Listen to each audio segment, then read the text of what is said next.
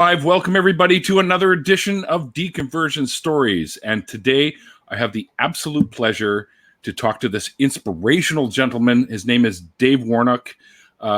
Dave, basically what I do here on my show is I talk to people about how they left their belief systems behind and, you know, the journeys that went with that and up to leading into becoming the activist. Although you're more so an activist, a little bit about something else as well, which we'll get into a little bit later. So take us back to the beginning of sort of when you started thinking to yourself, this is nonsense. I got to get out of this, you know, that kind of thing.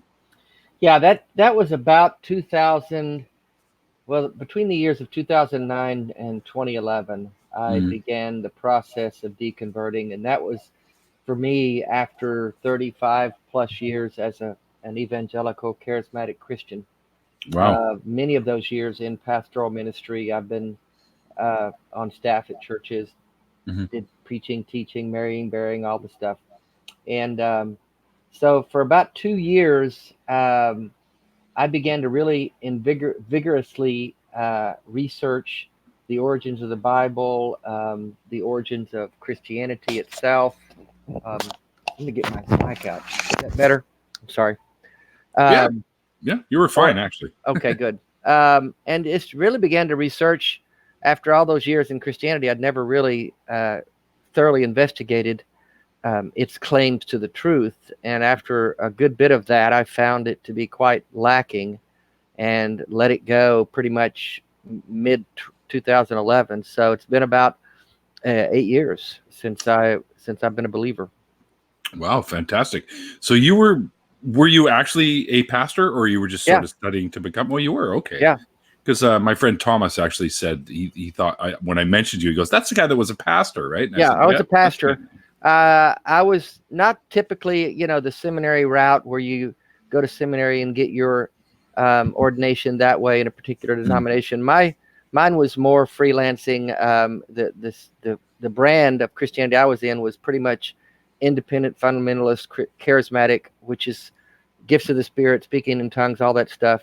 Wow. And so we didn't have in those strains. You pretty much just if God called you, then you became a pastor. And so the leadership in a particular church would recognize your leadership potential, and they would bring I was on staff at 3 different churches as an associate pastor and did a ton of Bible teaching and preaching and small group ministry, worship leading, all the things that you need to do in a church to keep it going. And but I was, many of those years ordained as a licensed minister.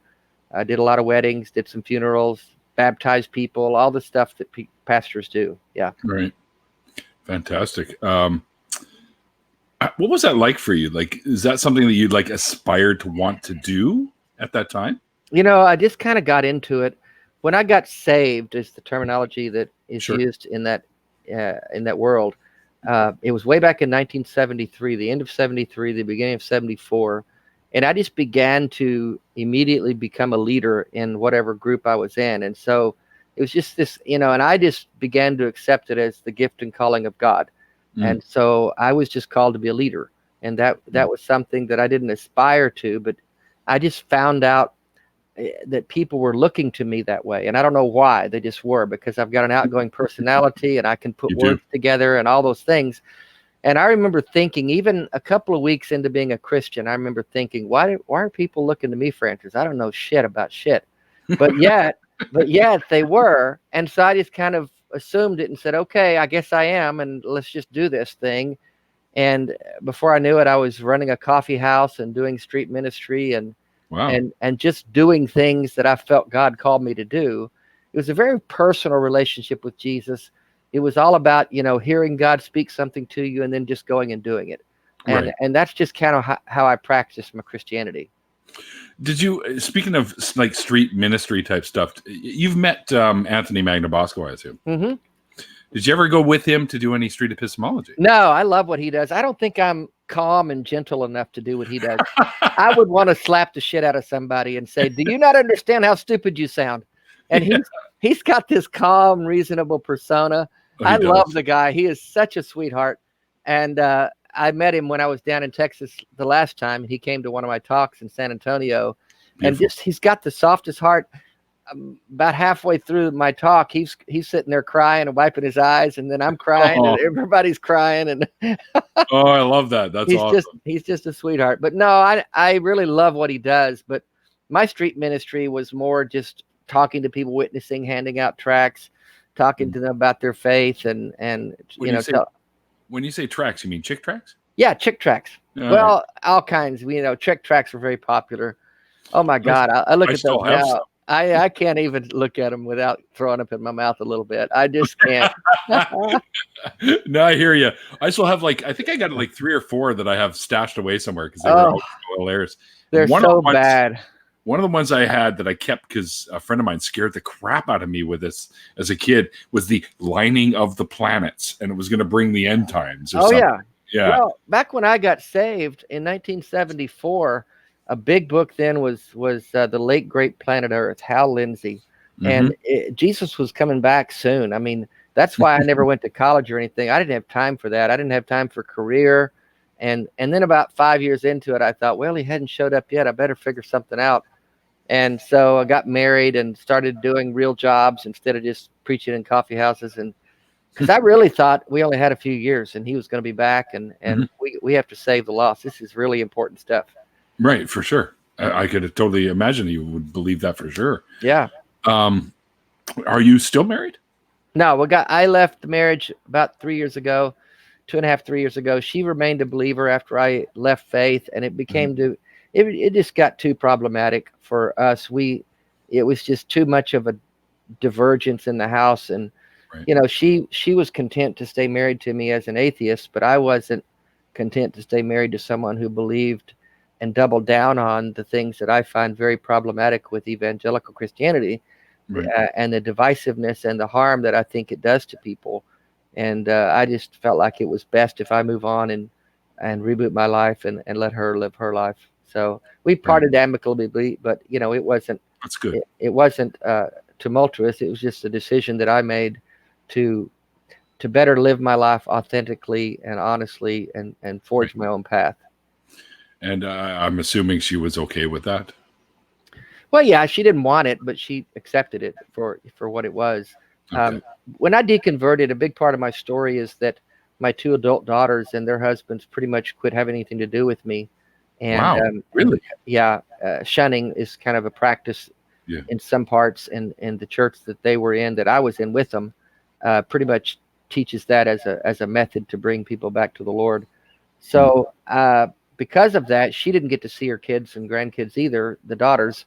And I figured if I got out of the way, that they would have no more reasons to exclude her from their lives, and that she could then become a grandmother, have her grandkids in her life and her daughters. And so sure enough, when I did get out of the way, that happened. And so I'm kind of glad for that. But it just wasn't a sustainable situation for me. No, have you ever met your grandkids? I've met 4 of the 6 of them. I have 6. And wow. 4 of them, I haven't seen any of them in 2 or 3 years. And for a long time, even when she was married, she didn't get to see them either when we were still married, because she stayed with me and they didn't want to have anything to do with me. So by association, she was guilty of that, of that too. So she didn't get to live the life she wanted to live. Right. So, well, it's good at least that they're letting her see them. Yeah, I'm glad for that. But how are you dealing with that? Like, don't you? I mean, it must be upsetting to you, I guess. It was for a long time, Neil, and I pretty much, when you have an ongoing thing, that's part of the story of why I left, is that I lived with so much sadness and almost depression for several years, and not knowing what was, my life didn't feel like it was going anywhere.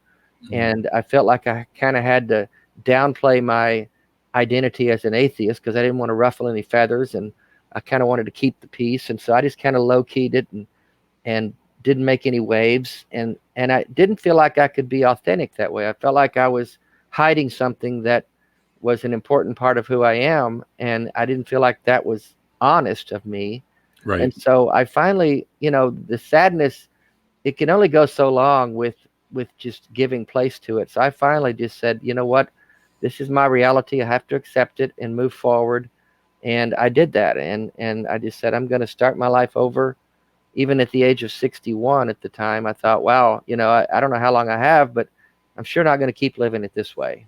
And so it's a sadness that's there, but it's become such a reality for so long that you just kind of accept it as what you have and Right. make the best of it and move on and live your life with the people that want to live your life with you. Right. Have you gotten into a relationship since then? With a woman? Yeah. Yeah. I've had several. I seem to be a little bit unable to sustain longevity in that regard, but I've dated. I've dated and had relationships, but I seem to have about a 3-month shelf life in that regard. So, wow, nothing long term. No, that's pretty much on par with me these days. I don't know. It's just and now with my situation, it really is a relationship long term is really not in the cards. So I just kind of try to keep it casual and date and just enjoy each other's company and not try to make too much of a thing of it. That's good. That's good. Because I myself have not been with not had a relationship, we'll say, for quite some time now. So, it sucks in that respect, but of course I'm just too busy to have anything. I can't commit to anything really without I may have commitment phobia. I don't know. That's a good word. I get into it and then I start getting a little squeamish saying this is a little too much. But if any of you viewers out there are single and available, I am too. So we'll just throw that. There you go, guys. Just in case. Nudge, nudge, wink, wink. Throwing that out there. Both of us, yeah. If any of you are in the Vancouver, BC area, which I doubt, but anyway. Yeah, I'm gonna be attending the Faithless Forum again next year. Where's that gonna be? I think they're doing it in Dallas again. At least that's the way it looks. And then, of course, I'll be spending a couple of weeks down there. So I'll be down in Austin for the majority of my time there, hanging out. When is that? Probably late April usually. I gotta make a plan to be there, man. I gotta meet you and a lot of people. I've been on a lot of these shows and stuff, and some I've not met and some I have, and I just love meeting people that I've connected with. It's a great joy of mine. Yeah, me too. It's been a fantastic ride so far. Good, definitely. All right, let's talk a little bit about your Dying Out Loud. Yeah. Now you take that on the road and you go out and you do motivational speaking and stuff like that. Yeah. When you do a Facebook page, they ask you to label yourself. So we had to choose something. And so the closest thing that I could identify was motivational speaker, which I've thrown a little bit in my mouth when I say that, because I don't want to be like a Tony Robbins or somebody like that. But I don't think we think of you that way. Don't worry about that. But I have seen that it has become somewhat of a thing and inspirational. And a lot of people, I get messages from people every day that it's somehow touching and ministering. God, that sounded Christian. It's inspiring them and helping them in some ways that I never expected. And so the Dying Out Loud is just a phrase that we coined when I got the diagnosis of ALS in February of this year. Mm-hmm. I just made a quick decision to embrace it and do the best I could with it, and figured out, okay, what do I want to do with the rest of my life? And because the prognosis with this diagnosis is 3 to 5 years is what they tell you, right, that you have to live. And some can live longer and some can be shorter. And it's just a very unpredictable, unknown disease. So I sold stuff and I moved out of my apartment and moved in with friends and made myself really able to travel light. I just kind of lightened my load and trimmed the sails. And I said, I'm going to travel as much as I can. I want to spend time with people. I want to do things that matter. I want to connect with people. And so my assistant, Marie, who I think reached out to you. Yes. She started reaching out to all the podcasts that she could find and all the people that might want to talk to someone like me. And I started doing podcasts. I think I've done 25 or more of them in the Wow, last few months. And I've been down, doing shows like Atheist Experience, and I'm traveling to speak at Unitarian churches and Sunday assemblies and Oasis and things like that. And I just love talking about, it sounds weird to say, but I love talking about living and dying. And it seems as what I'm finding is not a lot of people want to talk about dying. And it's this great, unknown, mysterious thing that we all are going to experience, but no one wants to talk about it. And so it remains this mysterious, fearful thing when it really doesn't need to be that. And right. So the phrase dying out loud is just simply that. We're talking out loud about the things that we all deal with. But the flip side of dying out loud is living out loud. And that's what I end up spending more time talking about, is what should life look like if we know we're going to die? And we all know we're going to die. We just don't have the expiration date that I may have. So what kind of life should we live? And a couple of phrases have taken off. Carpe the fucking diem. And I talk a lot about living the moments, grabbing the moments in life, because what I learned a few years ago, even before the diagnosis, was that life is nothing more than a collection of moments. Yes. And what we can do then is just seize the moments that matter, make room for the moments that matter. Don't let life just happen. Don't let life just pass us by. Get up and live. Live your best life. Find out what matters to you, and then go for it. Yeah. And what matters to me is connecting with people. So I've found that since my diagnosis, we'll be a bunch of us. Like last week, we had a bunch of people just come over. And we just had drinks and snacks on the patio. And we're just out talking and shooting the shit. And I just stopped everybody at one point. There were like 12 people there. And I just said, hey, everybody, listen, stop. And they said, what? And I said, this is a moment. Don't miss it. Don't miss it. This is a moment.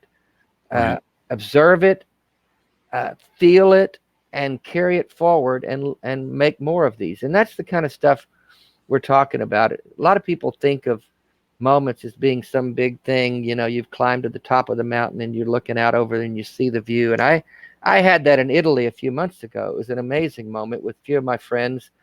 We're having bourbons and cigars on the top of Mount Capri, and beautiful, seeing the Mediterranean in the bluest of blue waters I've ever seen in my life. Yeah. And that was a magnificent moment that I'd anticipated for months.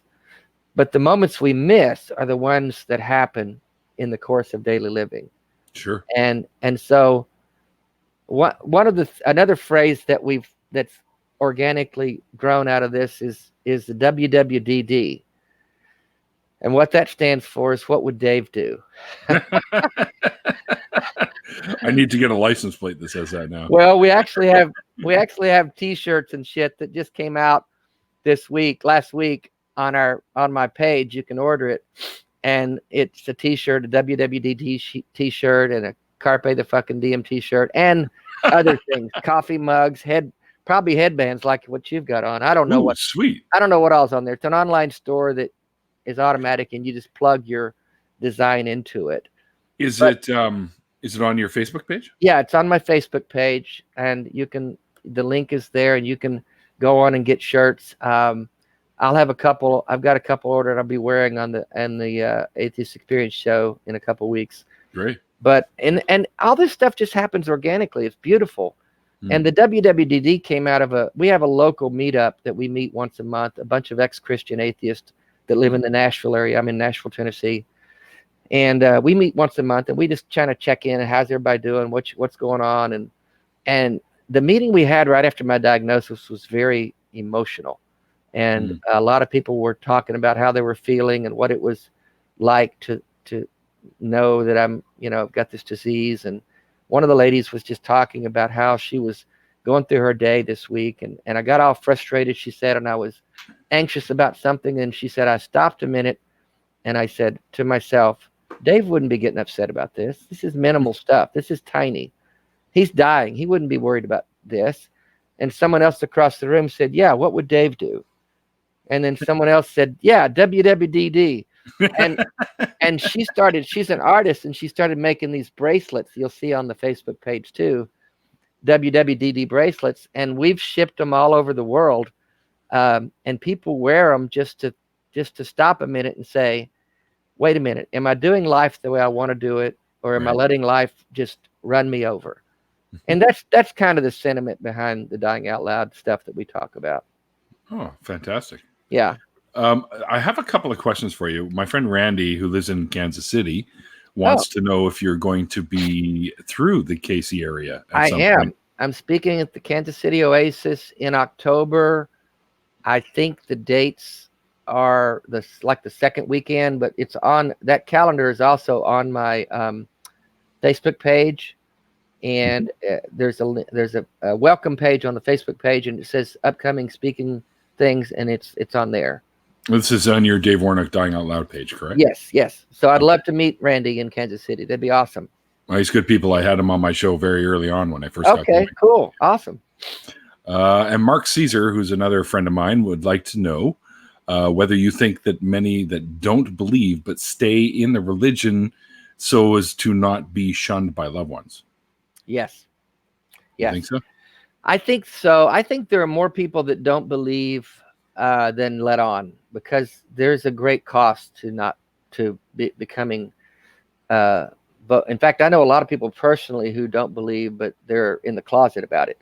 Their loved ones don't even know it. Their parents, their kids, some people's spouses don't even know. Wow. And it's because, you stand to lose a lot. But I feel bad for them, because in so many ways they're not able to live authentically. Right. And I feel a great loss there in that. But I understand it, and I would never try to persuade someone to become public about it, because it costs me a great deal. Right. But conversely, I'm able to live my life in an authentic, honest way. And I'm more vocal and visible now than I've ever been, because I think the stakes are pretty high. And that's another thing I talk about, because, I want the word atheist to not be a bad word in this country anymore. Normalize it. Yeah, normalize the word. It's not a bad word. And it's sad that people view us as evil or mean or angry. And we're not. We're kind and compassionate. Yeah, there are atheist assholes, but you know what? I know a few. They're Christian assholes too. Yeah. So there's assholes everywhere. It's just humans. We're just humans. That's right. That's right. I think one of the biggest things I think that bothers me the most when you talk to a believer and they find out that you're an atheist, I think one of the first things that they say that kind of just rubs me the wrong way instantaneously is, well, how can you have any morals? Yeah, I hate that too. Right? Like crazy. Well, my go-to now is just simply, instead of going down that road of what more, how I get my morals and how you get yours, I just simply say, whenever you can find the Bible condemning slavery, then we can talk about your morality. Until then, we got nothing to talk about. Slavery. It's just one of the things. That I know, but that's so blatant that they can't argue with that. And, and I'm not going to talk to a Christian about morality when their own Bible doesn't condemn slavery. Just shut up. Yeah, not only doesn't condemn it, but it even tells you how you can punish the slave. Yeah, right? Yeah. It gives you the guidelines for owning a slave properly, That's right. What the fuck? Yeah, you can have your heathen neighbors as slaves if you want, or it's ridiculous. See, I grew up in Judaism, actually. Oh yeah, a little bit of an interesting story, because I was actually adopted. My biological folks, whom I met in 2000, they ended up getting married and had a couple of more kids, and so I had two biological sisters, and they grew up as more or less Catholic, I guess. Yeah. So it was interesting when I met them, because when they found out that I was raised Jewish, they were like, "Oh, wow, that's different," because I guess they didn't have a lot of that in their lives, because they live in a place called Mission, for crying out loud. So, yeah. So I mean, there's a large Christian population there, and which was actually kind of funny when my band went and played there, and we have a song called "Let It Go." And no, people, it's not the one from Frozen. It's actually about letting go of religious belief. And okay. The looks on some of the faces when I was singing this song just kind of blew me away. Wow. Yeah. But so when they found out that I was raised Jewish, they said, "Oh, so you know all about like the Old Testament and all that stuff." And I go, "Oh, yeah, I know all about that." And the Pentateuch and the five, which is the 5 books, and yeah, like it was all crammed down my throat. By the time I had my bar mitzvah, I was already pretty much a non-believer. I just thought it was nonsensical mythology, really. How does the guy's hair give him strength? I never figured that one out, and I've been trying to figure it out my whole life here. Yeah, you should be strong, man. I can't even lift up a beer half the time. So, but yeah, I mean, sure. I mean, these preconceived notions about atheists that you don't have any morals, and how can you get meaning out of life, and those kind of notions. That's why I'm using the word. I'm talking out loud about it. I'm an atheist, and I've got nothing to be ashamed of. In fact, I tell Christians, you and I are both atheists. I just believe in one fewer God than you do. I got a shirt. So it's really true, and I'm just tired of being demonized because we don't believe in the God that they do. That's right. That's just I'm tired of that. So so part of the thing that I really regret that so many of us are staying quiet about it, and I get why they do. I get why people are afraid to come out and just say I don't believe anymore, or it's because of reactions from friends and family, and that's very unfortunate. But until more and more of us do come out and we do say it out loud and we do normalize it, it's going to continue to be a problematic word in this society. So it's a long train coming, and it's going to be a long time before it does make a difference, but eventually we have to get there. I agree, and I don't hide nothing. Right? Mine says no. Well, you're in Canada; it's a little easier, maybe. Well, you know what? You're actually quite right about that. I think Canada's a hell of a lot more secular. Oh, it is totally, man. You do that in Tennessee, and you might get hit. I mean, maybe I need to start doing it. I got nothing to lose, so yeah, bring it on. I don't care. Exactly. That's what I look at it that way anyways. And I'm looking forward to having my shirts to wear because that'll provoke a lot of conversations, I bet. WWDD, dying out loud. What is that? What is that about? I'll just tell them. And then, then we'll have a conversation and we'll see where it goes. Yeah. I think that's the best way to sort of spread as you were saying, the normalization of atheism anyways, is to have these conversations. Yeah. And some people are a little harder to convince than others, because they're just so hardcore into it that they can't imagine that people like us are actually decent people. Well, one of the things that was interesting after all of my family, I've got an evangelical pastor brother in East Texas, and my mom and sister live in Houston, and I've got of course, my daughters, and then other family members. Most of my family, other than my son, they're still evangelical Christians. And so early on, when I got the diagnosis, my mom and sister, I was talking to them, and they were saying, well, Dave, you need to come live with us in Houston. And I said, I'm not doing that.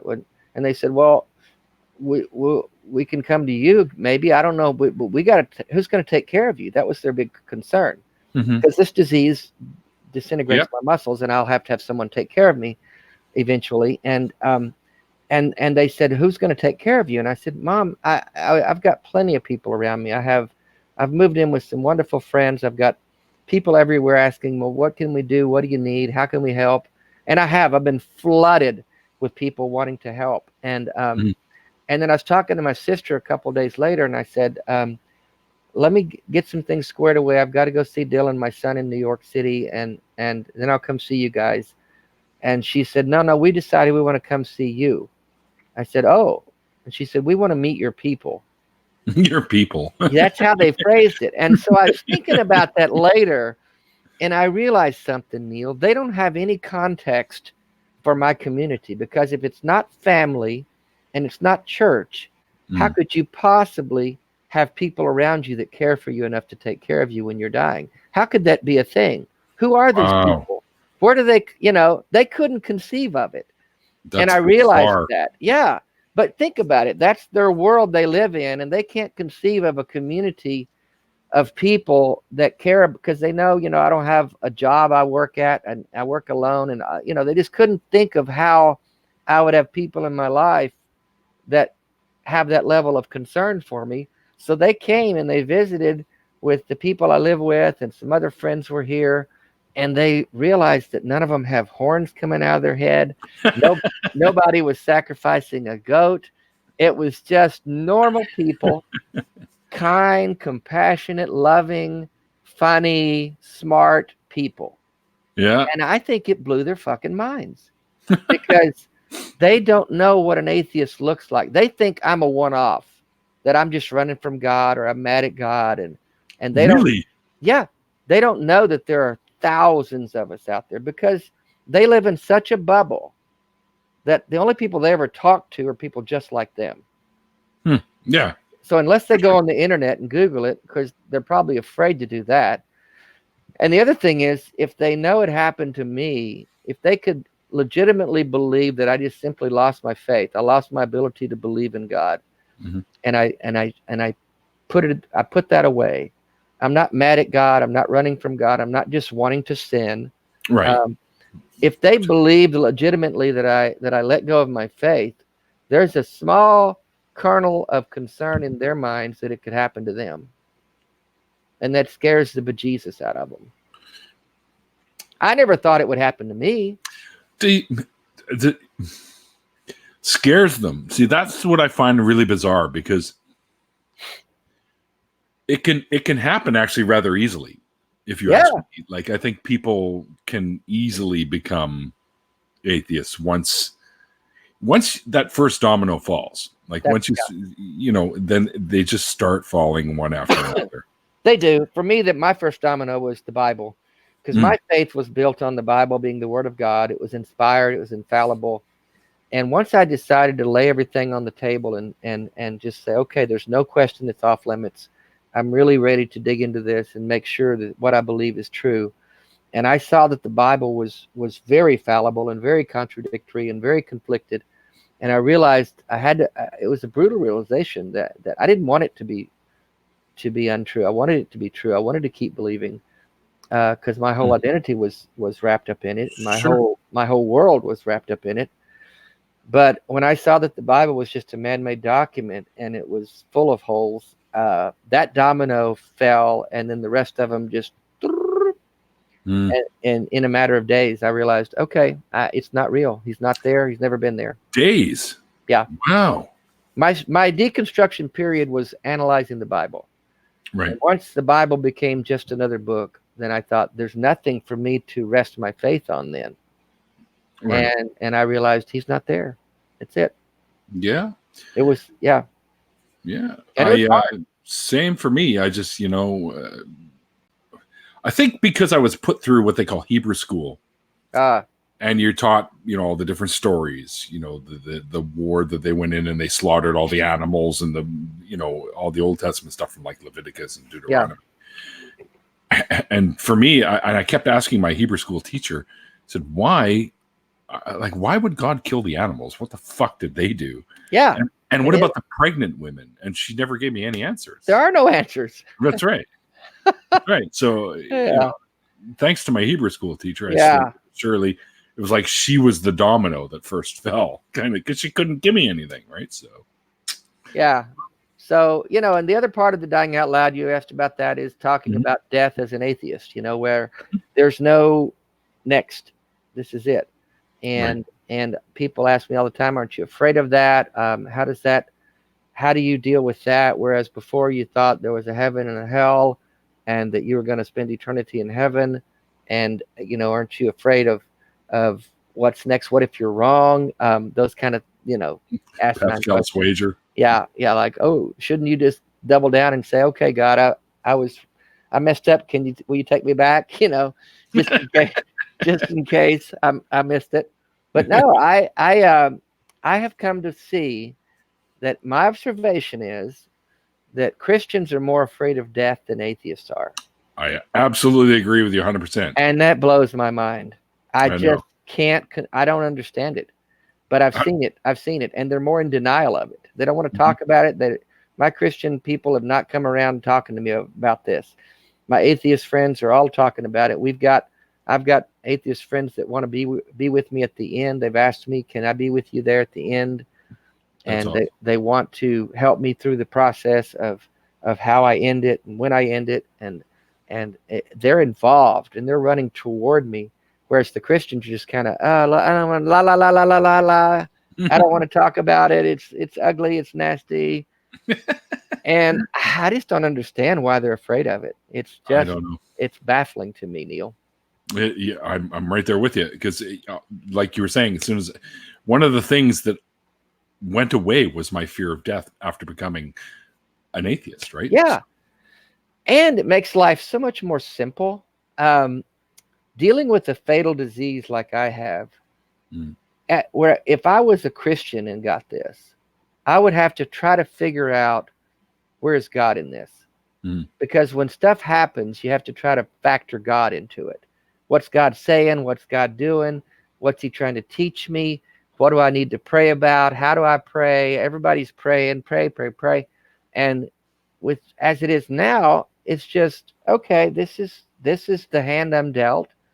Life happens, good stuff happens, bad stuff happens. Now what do you do with it? And there's no trying to figure out where God is in it. And it's so much simpler. Oh yeah. I mean, I remember having to, when a loved one would die, or a pastor's, my own brother as a pastor, his daughter was killed in a car wreck, and another pastor I had a son killed in a car wreck, and kids would get cancer and die, and you always had to figure out, what's God doing? What's God saying? What's God's message here? All part of his plan, right? It's exhausting. Yeah, it is.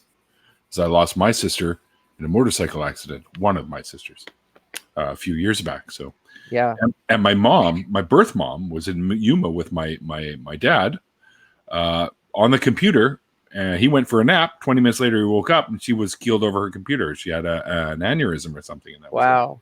Yeah. Oh, he was devastated. But we were there when he got home, and we were there for him and held him up and stuff. So he's doing much better now, and he's got a girlfriend now. So yeah, good. Yeah, good for him.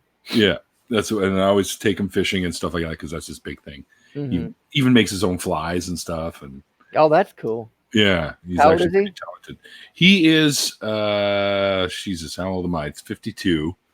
I think he's 73. I don't know. He was really young when they had me. Yeah, okay. Right, which is why I was put up for adoption. Plus, his mom being a staunch Catholic. Right. You don't do that outside of marriage, right? No. So God didn't like the fornicating. Yeah, for whatever reason. Yeah, this is right after he says, "Be plentiful and populate the earth," too, right? So. Yeah, this biblical God was pretty fascinated with sex, I think. Yeah, which you'd think an omnipotent being would care less about it. Yeah, who cares who you're fucking? Yeah, exactly. Cut off the end of your dick? What? Yeah. What? That's wait a minute. Weird. That always paused me to ask. Actually, this is one of the other questions I asked my Hebrew teacher. If we're made in God's image, is God circumcised? Yeah. Like, is that why he's getting it? Shit, I screwed up. You got to cut that off. Yeah, they got to be like me. Yeah. And does he have a belly button? And if that's the case. Yeah, so many questions. Oh, I know. It's just ridiculous. The entire thought of it to me to this day is still it's mind-boggling that I look. I mean, a lot of us. I said we get to, when we're together. Several of us are ex-pastors. Some of my best friends here, and we just go, wow, how did we ever believe that? How did we ever teach that? What were we thinking? And we were doing the best we could. There's a quote I talk about a lot. I use it's a Maya Angelou quote, and it just says, do the best you can do until you know better, and then do better. And it's that simple in life, isn't it? And so, as a Christian, I was doing the best I could. I was doing the best I thought. I thought I was on the right path. I thought I was doing the right thing. And then one day I realized, wait a minute, this is wrong. And, people say, well, how can you change your mind after so many years? Well, when you see that it's wrong, the only rational choice is to do something different. Quit doing the wrong thing. Exactly. When you realize the road you're going on is leading you away from your destination, you don't just keep going down the road because, well, I've already gone so many miles, I might as well go on. It's just, No, you stop, you do better, you turn around, you make a change. Yeah. And that's what we did. That's what I did. I said, okay, this is not it. I'm going to try to do better now. And that's what I'm doing. I always encourage people, live your life the way you want to. Just be the best version of yourself that you can be. Yeah. And when something changes or something happens that makes you need to change, when I see that I'm an asshole in some area and I'm saying something I shouldn't say, or I've said something I shouldn't say, or did something I shouldn't do, I just say, oh, I shouldn't do that. I'm sorry. I want to do better. Mm-hmm. And don't do that again. Don't say that. Yeah, sure. You learn from your mistakes. Just change. It's not that hard. No, it's not. It's not. And it blows me away when I hear people say that they have, like difficulty with stupid things that have come up these days, like using a proper pronoun for somebody. Oh, no, I shouldn't have to. It's not that you have to. Don't be a dick. Just do it. Yeah. Like, who cares? We didn't have to do that in the good old days. Well, these aren't the good old days. Grow up, Exactly. Jesus. It's It ridiculous. blows me away. We got about 15 minutes left before the hour's update. Okay. If there's one piece of advice you could leave with people, what would that be? Well, I get asked that a lot. I bet. Versions of that question, and it's really the core of my dying out loud message. It's you've heard this quote before, at the end of your life, people don't regret the things they did, they regret the things they didn't do. Right.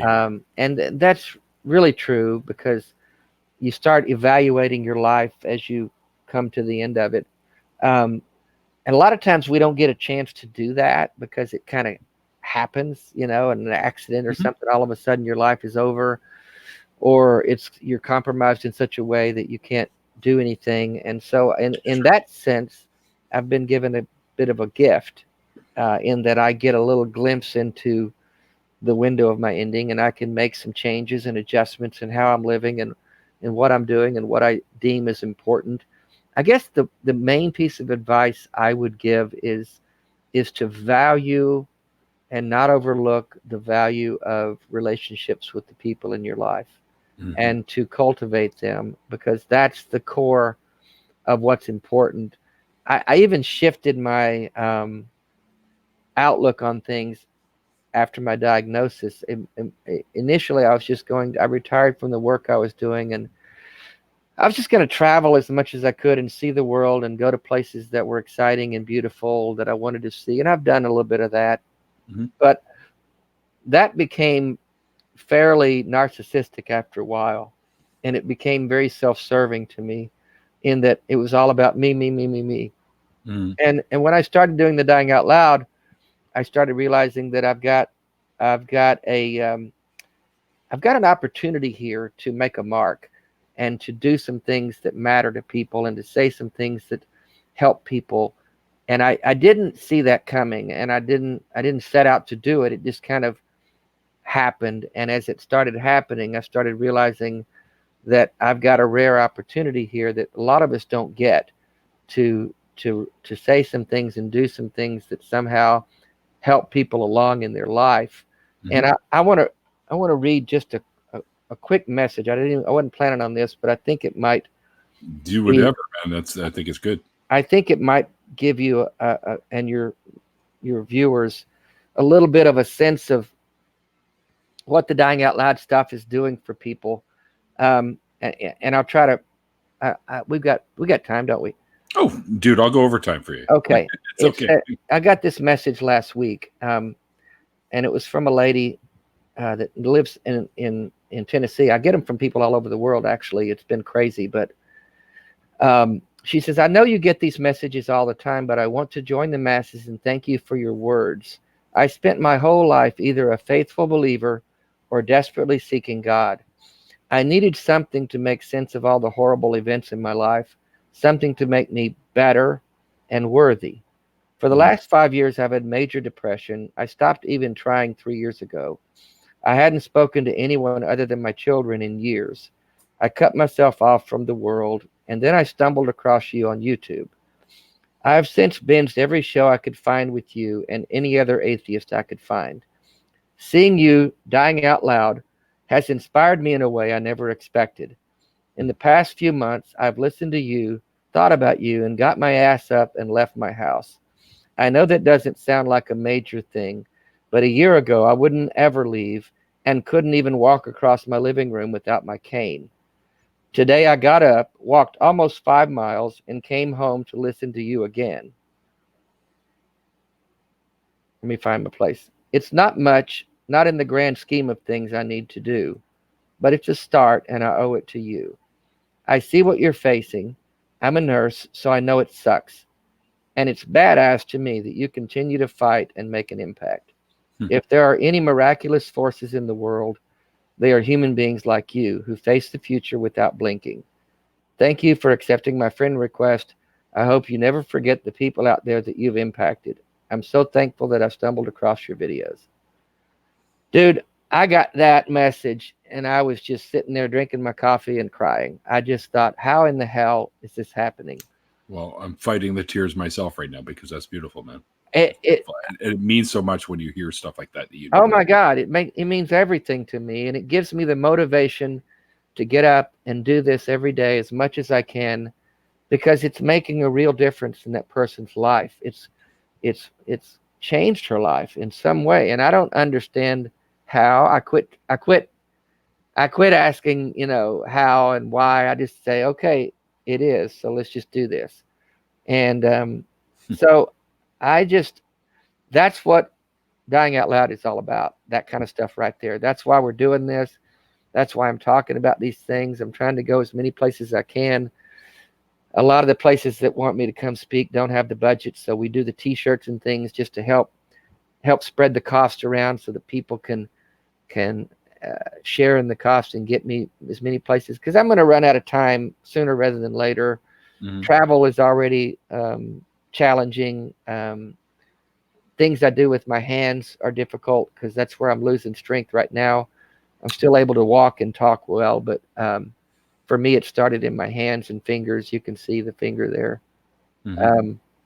But I know that there will come a time, maybe in the next year or so, when travel becomes more difficult, and I may just have to just do YouTubes, like this. So whatever I need to do, I'll do it. But we're going to do this as much as I can, as long as I can, because it's anytime. And that's just one message in dozens I've gotten from people with terminal illnesses, with cancer, with a war veteran who was really giving up on life.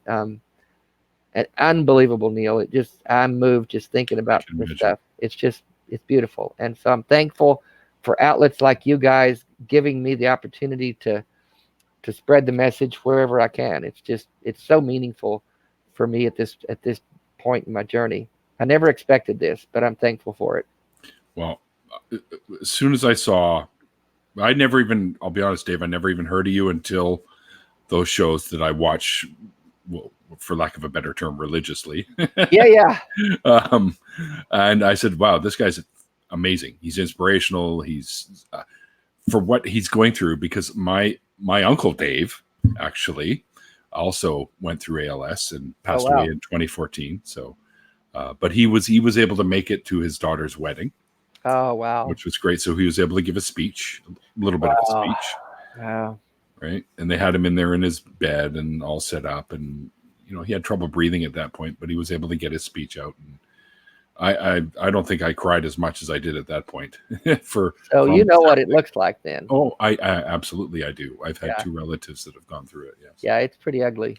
It is. And in that regard, I don't know how long I'll let it go. I'm gonna take measures to take matters into my own hands, and I've got people I've been in touch with about that. I'm all about the quality of my life more than the quantity of my days. Sure. And so as long as I'm functional and the quality of life I'm living is what I'm content with, and as long as I can contribute and be something of a positive force in not only my own life but people around me, when it gets to where all I am is a negative force and everyone has to do everything for me, and I'm not able to do anything or go anywhere or even talk, I don't really see the point in that, man. I just don't want to try to drag that out another year just to say I lived another year longer. What's the point of that? Right. So I'm going to be looking at measures to make sure that I don't go past a point that I'm satisfied with. That's my own personal conviction, and anybody else can do what they want, but that's my view on things. Yeah, I think that's a wise thing to do. You go for as long as you can while you're still able to and comfortable doing so. Yeah. And then after that, I mean, yeah, it's up to you. You decide when you want to exit the stage. So Yeah, I'm hoping to find a really cute nurse to help me at the end. Live out those fantasies. It's funny you said that because my ex-girlfriend used to say, she goes, yeah, because she was quite a bit younger than me, which it blew me away. I couldn't figure out why some girl that was like 15 years my junior wanted to be with me. But she goes, don't worry. When you're in an old age home, we'll have a nice hot nurse for you. And that way I'll come and visit you every day so I can see him. See him. Yeah. That's funny. I'm kind of like, wait, what? Wait, that kind of thing. Which I always thought was kind of funny. Yeah. Dave, I usually do something called an after party after these. And you're under no obligation to join it. But I know that there's a few people that like, do you know Shannon Q? We're friends on Facebook. I would, I don't know her, but I'd love to meet her. Yeah, she said she would love to jump in just to say hi to you. Oh, good. So if you're up for it, I generally I go for like another hour or so, but you don't have to stay for the whole time. Can I go make a drink first? Oh shit! Yeah, I would never keep you from doing that. It's an after party. I have to have a drink. Exactly. That's why people say they usually call them after whatevers, and I'm like, no, mine are after parties. Yeah, no. Right? Just ask Jamie Boone. He knows all about them. yeah. I'm gonna be on Jamie. I think I'm gonna be on. Well, I met Jamie when I was down there, but I did talk heathen with the other guy, Eric. God, Murphy. He's gonna kill me for not getting his name right. But I won't tell him. But actually, Jamie was supposed to do the show, but he was stuck in traffic, and Eric was there, and he jumped in at the last minute. And so I did the show with Eric, but I think when I do it this next time, I think Jamie's going to do it. Well, it's only fair. Yeah, of course. They're both amazing guys. Yeah, I love those. I love that crew down in Austin, man. I'm hoping I'm going to talk with Matt about maybe doing the show every couple of months because Matt and I had a blast on the Atheist Experience. That would be so awesome, dude. Because still one of my favorite episodes, and I've seen literally all of them. Have you? Yeah. The ones where you're on, the ones where Aaron's on, the ones where Seth Andrews, who I've also had on the show, by the way. Both. Yeah, I saw that. Yeah.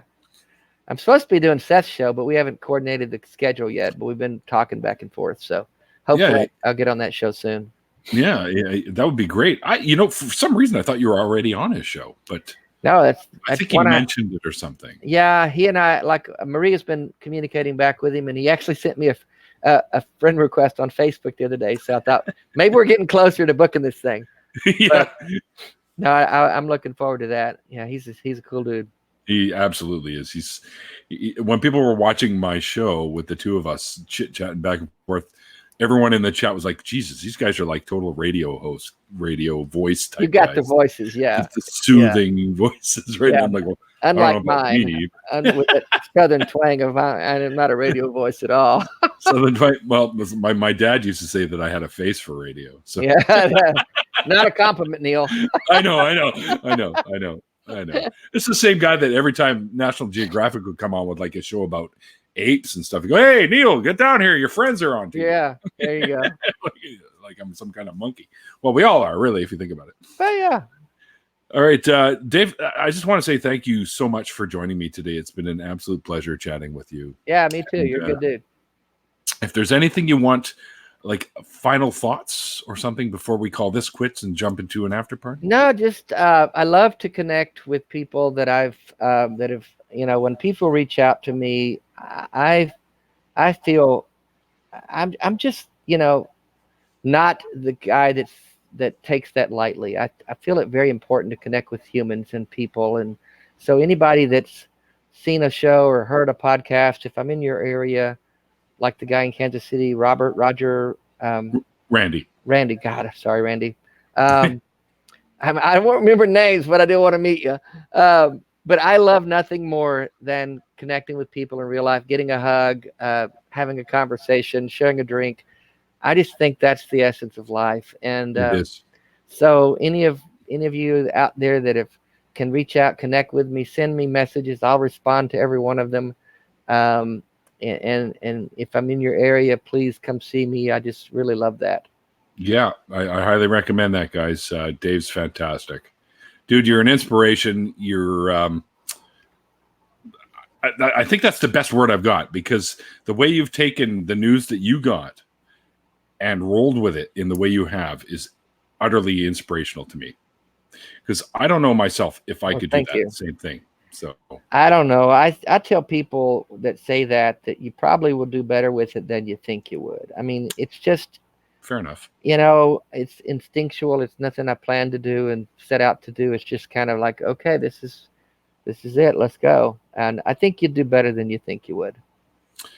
You're probably right. Yeah. I mean, I'm a pretty positive, upbeat kind of guy on the regular anyways. Right. And just so you know, my moderator extraordinaire, Inquisitive Quandary, has been whoring out your links all through the chat this entire time. Oh, great. Awesome. And Mark Caesar, you were asking about where you could get Dave's t-shirts. If you follow the links that IQ is popping there, you can get them through his Dying Out Loud Facebook page. There should be a link to the store there. Yeah. I didn't actually put the store link. I just put the page link down below. Yeah, if they go to the page and dig around on the page, you'll see the link to it. Yeah. Okay. And oh, good. Robert has posted your YouTube channel on there as well.